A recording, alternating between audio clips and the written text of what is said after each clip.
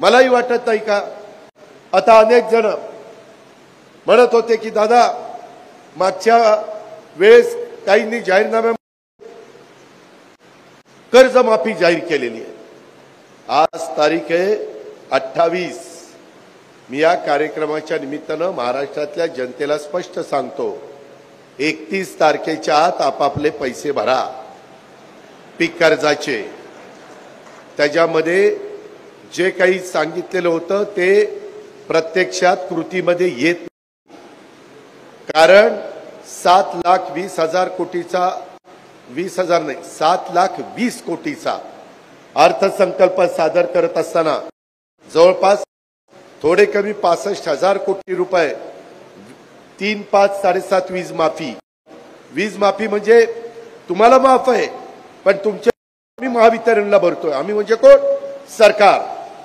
आणि माझ्या लाडक्या बहिणी त्यांच्या 1,500 प्रमाणे त्यांना 45,000 कोटीची तरतूद करावी लागलेली आहे।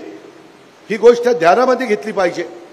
आणि बाकीचे पण कामं 3.5 लाख कोटी रुपये मला राज्याचे पगार अधिकाऱ्यांचे कर्मचाऱ्यांचे सगळ्या स्टाफचे आणि त्याच्यामध्ये पेन्शन जे रिटायर झाले त्यांचं आणि घेतलेल्या कर्जाचं व्याज त्याला लागतात 3.5 लाख कोटी आणि हे 65,000 म्हणजे 4.25 थोडे कमी 4.25 4,15,000 कोटी तर ह्याच्यातच गेले। मला शाळा त्याला पुस्तकं वह्या त्यांना युनिफॉर्म त्यांचे हॉस्टेल त्यांचा बाकीचा खर्च इतर अनेक प्रकारचे खर्च असतात। तुमचे रस्ते लाईट पाणी मूलभूत गरजा ह्या सगळ्या आपल्याला या निमित्तानं द्यावे लागतात। ही पण बाब आपण सगळ्यांनी लक्षामध्ये घ्या। मला काल मी कोल्हापूरला होतो, तिथेही मला मुश्रीफ साहेबांनी सांगितलं अहो लवकर सांगा, लोक पैसे भरनात वाट बघत बसले।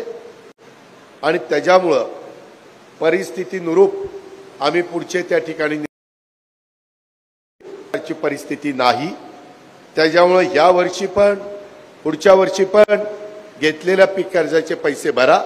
मी मात्र एक केलं, जे पीक कर्जाच्या करता 0% व्याजा करता तुम्हाला जी मदत व्हायला पाहिजे आणि बँकेला त्यांचे जे काही टक्के भरावे लागतात ती सगळी रक्कम जवळपास 1,000 ते 1,200 कोटी रुपये आहे, ती मी बँकांना पास ऑन केलेली आहे। मी म्हणजे मी एकटा माझ्यावर नाही, मी देवेंद्र राऊतांनी, नाहीतर तुम्हाला वाटायचं हे काय मी करत चाललेलं आहे, तिघांनी मिळून ते केलेलं आहे।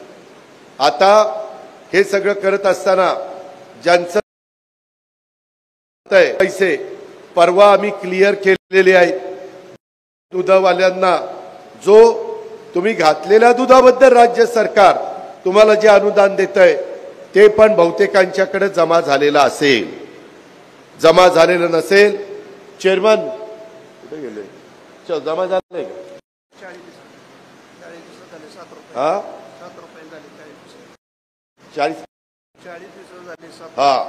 40 दिवसाचं 7 रुपयांनी पैसे जमा केलेले आहेत।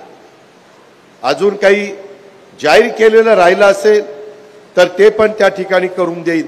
मी त्याचा हिशोब दुग्ध विकास खात्याला मागितलेला आहे आणि त्या पद्धतीनं तेही आम्ही करू। त्याच्याही बद्दल तिळमात्र शंका मनात माझ्या शेतकरी बांधवांनी दूध उत्पादक शेतकऱ्यांनी माझ्या मायबाऊलींनी करू नये अशा प्रकारची विनंती मी या निमित्तानं त्यांना त्या ठिकाणी करू इच्छितो।